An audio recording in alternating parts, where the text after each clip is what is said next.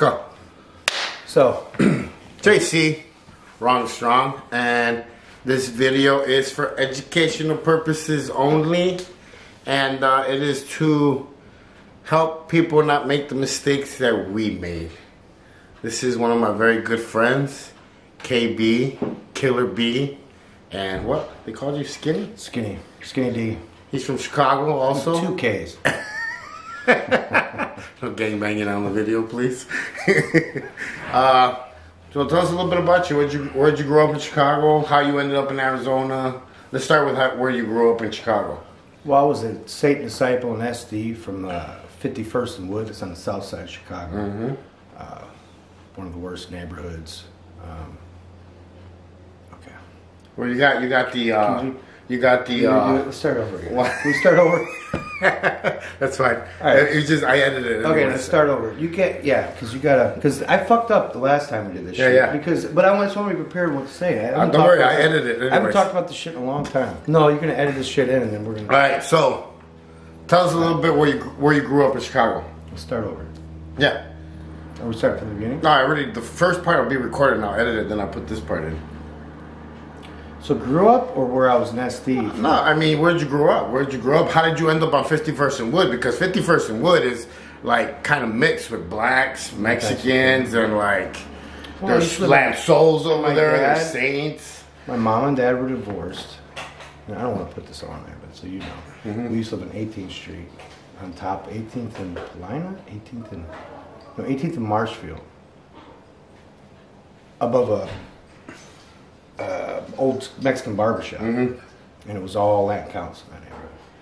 But anyway, and then my dad moved farther south, and then he moved north. Anyway. Well, that's kind of like. Let's just start. I don't want I don't want this shit. I was just telling you. Can we start? I was a dry one. I don't do this every day. All right, hold on. Plus, I haven't talked about this shit. Let's start all over again. Let's start over. Can you erase all that? No. Because you're gonna put. I go like this because that's where I cut. Yeah. Okay. All right. Fucker. What's up, JC with Wrong and Strong, and today we have a special guest. We have KB, Killer B, Skinny. He was actually one of my very, very best friends. We partied, we rode motorcycles, we went to strip clubs, we went to concert with DMX. We hung out at DMX's house. Yeah, rode four-wheelers. Right. Dated a lot of strippers. I never dated strippers. I was in the door girls and waitresses. All right? I have standards, so let's just get that. So it was a fun time in our lives, but he has a very, very interesting story, and I wanted to share. He's got birds. That's how you know he's really not white. He's actually. Where are you from? My dad was born in Uruguay, South America. So yeah, he's Hispanic. He just looks white. So that's how you know they have birds that like sing a lot in the background. So you were SD from 51st and Wood. Saint Disciple SD 51st. How the fuck did you Gangster Saint Disciple. How did you end up on 51st and Wood if it's? I mean, it's a pretty bad neighborhood. I mean, to tell you the truth, you got the 51st and Wood. You got GDs.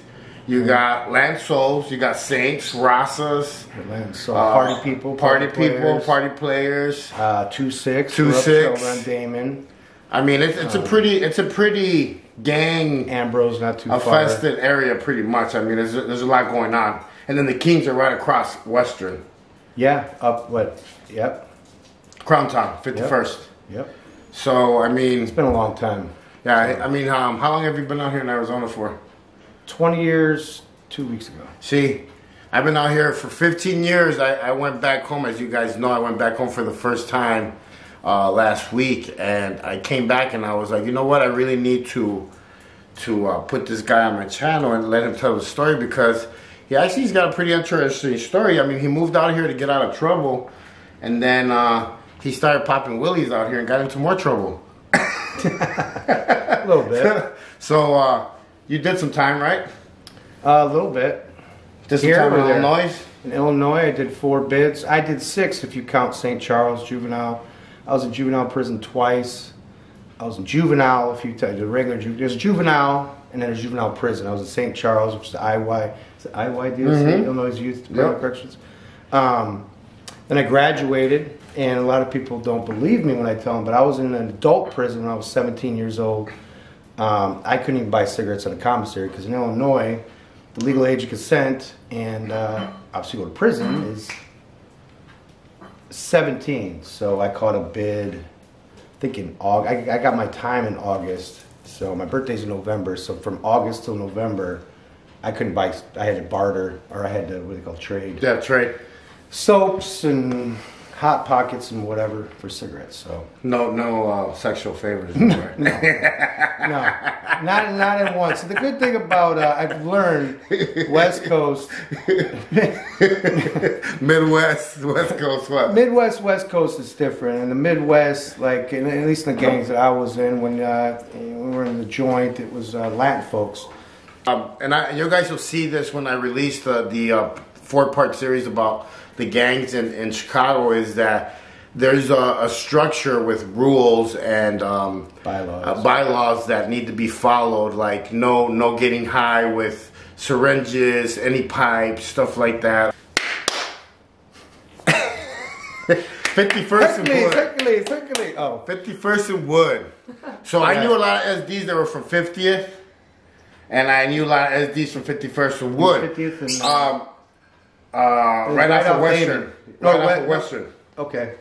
It's 59th by the park. Spalding. There was 59th and Spalding, 51st and Wood. That was my hood. And there was 50th and Oakley. Oakley, yeah. That was my hood, 59th and Spalding. But well, I used to live before I turned the king. I used to live on it's like pancakes. That's what we call them.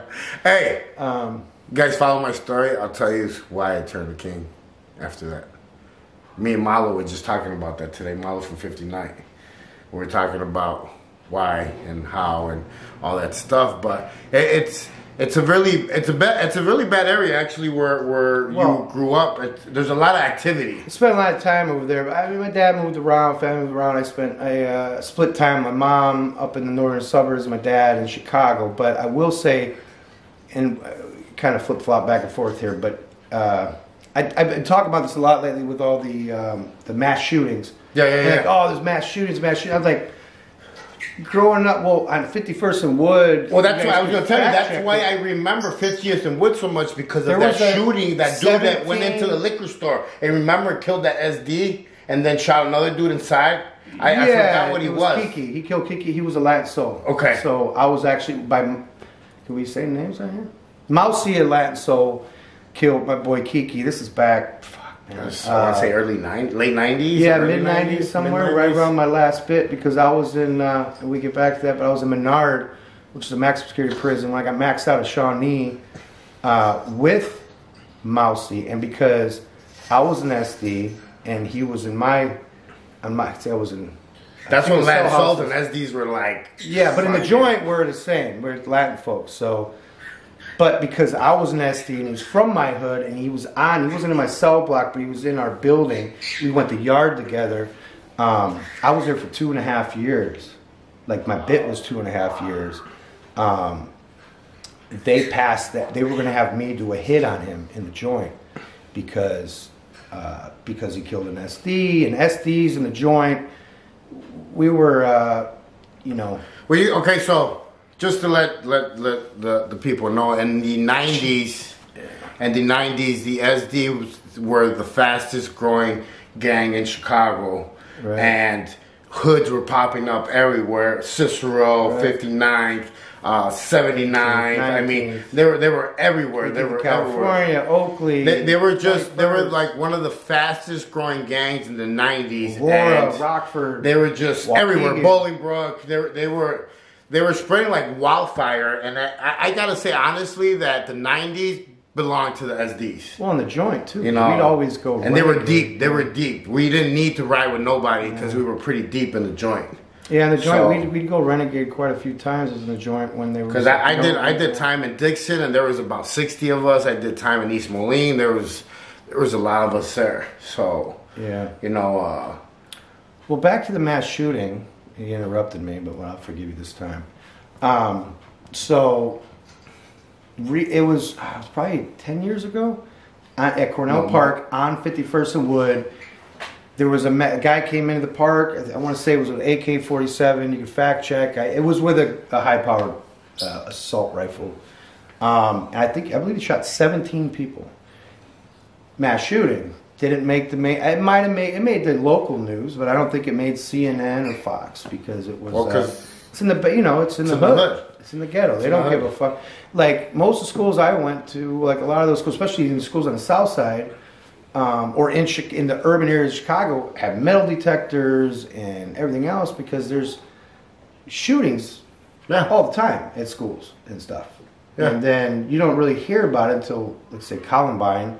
And then all these shootings, but this has been happening in the urban areas of Chicago, probably New York, Philadelphia, the L.A. for years. So, Gage Park had metal detectors. We would go in, and we had to go through the metal detector, so we would leave the guns in the car and walk in through the metal detectors. So, I mean, it's been a normal thing in Chicago for years, and that's what I was actually telling people, that Chicago has been a gangster-ass city for years. Capone. Just before Capone. Like, gangster-ass city. Like, I went back home and I had, some kids working out with me. And these kids are like normal square kids, not gangbangers or nothing. Right. And they were still packing. And on that, because of the YouTube videos, the police getting...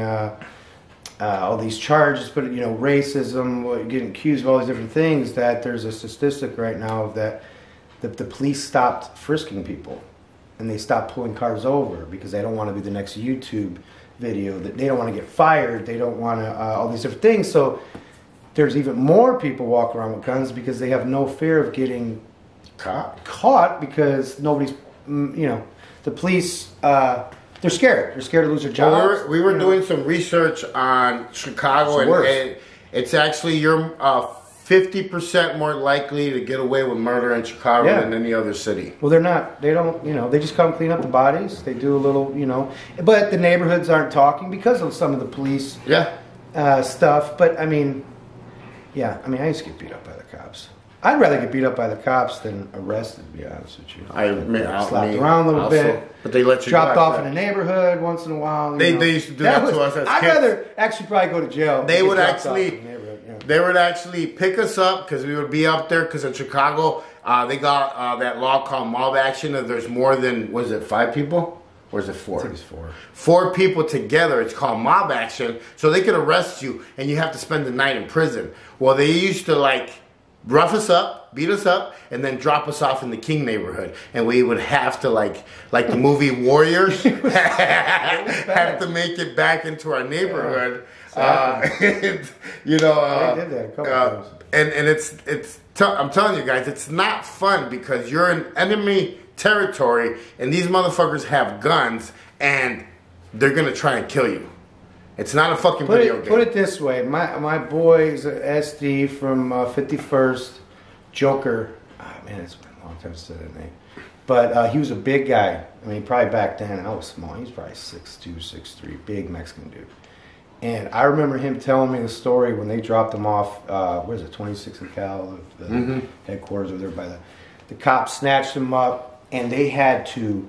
took like 3 or 4 cops, drag him out of the cop car, kicking and not screaming, but holding the side, screaming. No, he didn't want. He's a big dude, and they were all the kings were all outside, waiting. They knew what was up, and they dragged his ass out of the car, through middle of the street. Says, "I got a donut for you," and then they take off. And luckily, it was like, I remember he telling me the story. This is when I was a shorty. He was like, we had to run, and we were running through neighborhoods, and luckily I was still fast and whatever. But not just get out of the King neighborhood. I think he had to run through a Viceor neighborhood, another Ambrose. You're running through different areas. Neighborhood through neighborhood. So that's what I mean. It's a warrior movie. Absolutely. Except a little, they just didn't have bandanas. They didn't have the cool vests with the freaking... with bandanas. But it was the Warriors movie. You're actually trying to get out of neighborhoods. And this was the police. The police would do it you could die. So it's almost like, I know, they talk about police shooting people, but you could literally die. But you know what? Now when I'm older, maybe we'll get this on YouTube. I look back, I mean... Not that we deserve that, maybe, but it's the life that we chose. We chose, so nobody was mad about it.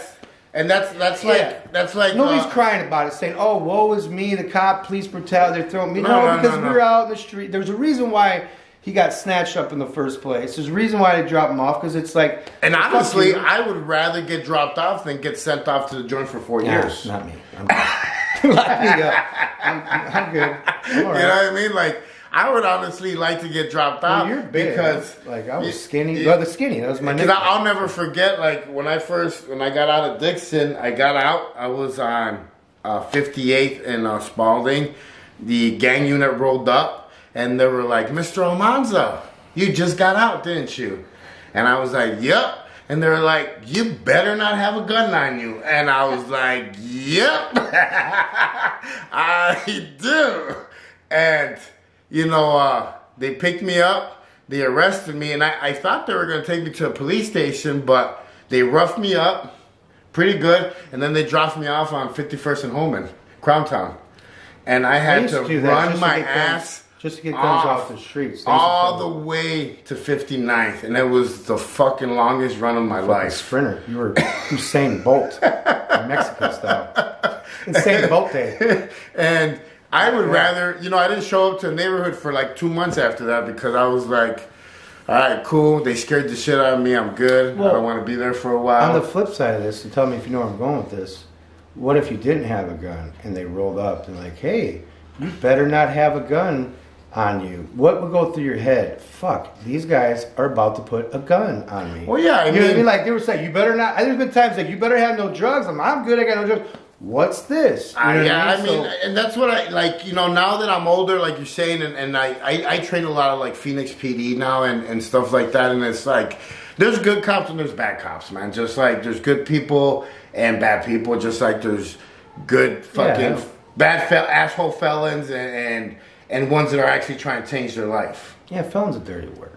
Yeah, felon's a label. It is. It defines you, and it really shouldn't because, you know. JC here and myself and other people I know have gotten in trouble through their lives just by whether it's be young, hanging around the wrong crowd, wrong choices. Once they get in a better environment, and that's the reason why I wanted to make this video. Because you come from the same lifestyle that I came from, and I mean, look at you now, man. Yeah, I'm fucking like proud of you. You travel to other cities. You pretty much manage how big is the company? It's a big company, big corporation company. I'm in a management position, which even making this video makes me a little worried because, you know, but you know what? This is the thing. I had a conversation. It was so quick. I had a conversation with one of my best friends I grew up with who has a similar path as JC and myself. Like, I've never shied away from my past because I feel like my past has made me the person I am, and it steered me in a direction to be able to take on some of the challenges that I take on because with work and life and everything at this stage. So I embrace my past. Whereas one of my best friends, I was just in California with him last week. We were talking. He's just so, I don't want to say embarrassed, but it's almost like when you bring up our past, he's like looking around. He doesn't. And I said, dude, you need to embrace it. Like that was a big part of your life. It happened. And you wouldn't be where you're at, and he's another person that is very, very successful. He's in a high management position in a big company. He's a great father. He's one of the football coaches.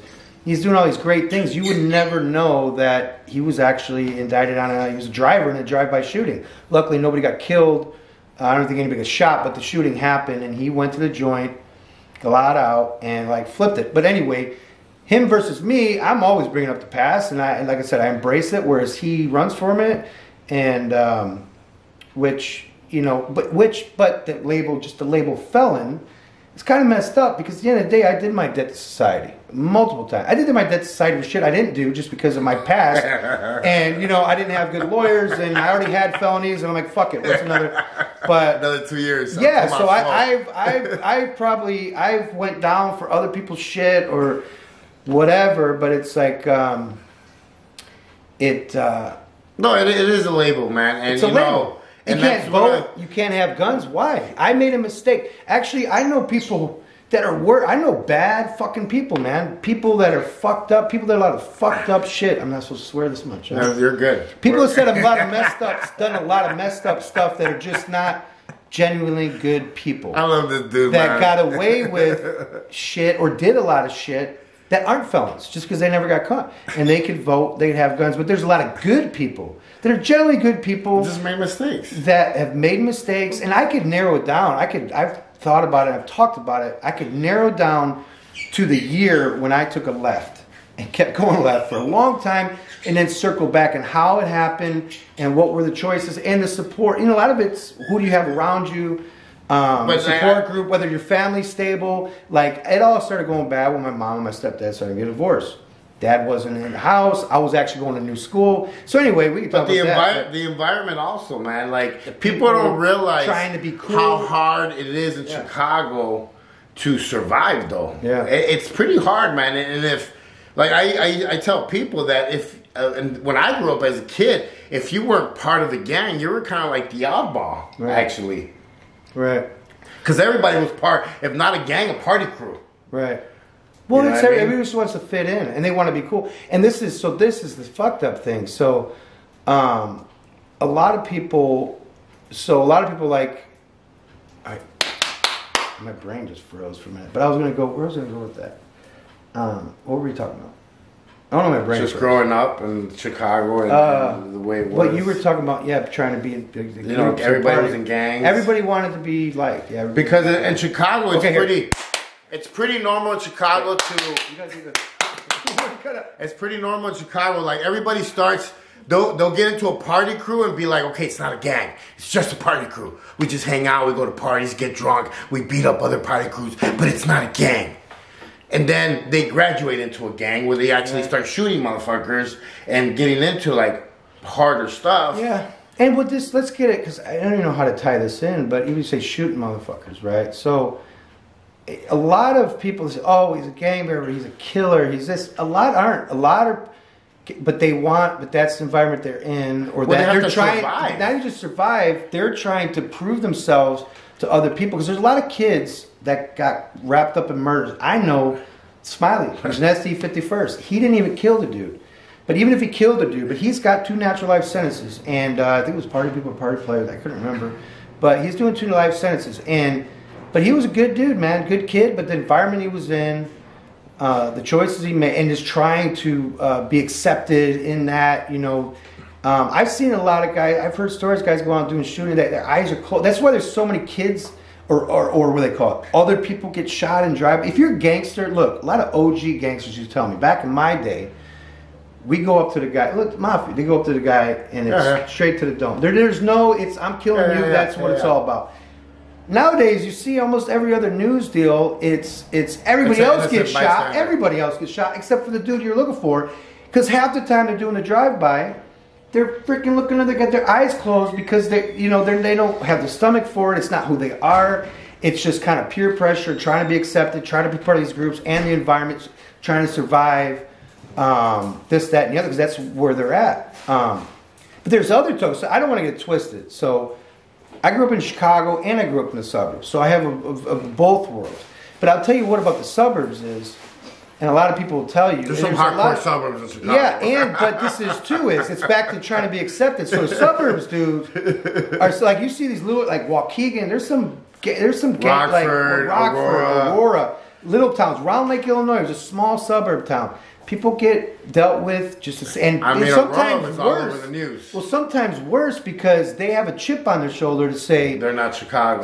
We're not Chicago. Well, come see me, and then so that it's almost, you know, they're trying to prove something. So you're gonna get it even harder dealing with some of the suburb guys. That's why we're in the suburbs. We're good. Okay, I've seen a lot of people get shot in the suburbs. I've seen a lot of people get, you know, fucked up. You know what? One of my clients asked me yesterday if I could take all my tattoos off. Would I take them off? And I actually told her yes. And she's like, "Why?" I was like, "Honestly, I got all these tattoos because it was camouflage to kind of look the same as everybody else and kind of like blend in. Because for a long time I pretended to be somebody that I wasn't. Because I'm not a tough guy. I'm not a killer. I'm not who I was trying to be. I'm actually soft as hell. I'm a teddy bear. Well, it's not that you're tough. You were. I mean, I'll smack the shit out of you. Where are you from? Chicago, right? It's not that you're tough, but you're still tough, and you still handle shit. Look, some people just need to get dealt with. Look, I'm even my age. I think my sister posted something recently on Facebook. Look, people might say I'm gang. Or like. It's no, I'm not. But if you fuck with me or with my family, I'm not. Remember that time we were at the bar and that guy in the bathroom? But this is the thing. It's funny because I've labeled this throughout. I feel like when I do things like this, what we're talking about, I feel like a social justice. Like I feel like I need a cape because I'm handling like business out in the streets that I'm like that guy. He needed to be taken care of. So that guy, I had just got married, and that guy waited for us to get off the leave the table, and he went and tried to talk to at the time my wife, and I came back and my wife was like, that dude just tried to talk to me. Yeah, but he kept antagonizing us. Yes, and it was disrespectful. And this thing is, and we kept. He needed to be. He needed a tune-up. He needed a tune-up. I like. He needed a tune-up. And the funny part is that I went into the bathroom. And I initiated the contact, and then KB was like, "No, stop, JC." No, Shrek. It was Shrek back then. No, he had enough. He had enough, and as soon as he stopped me, he started doing the tune-up. So.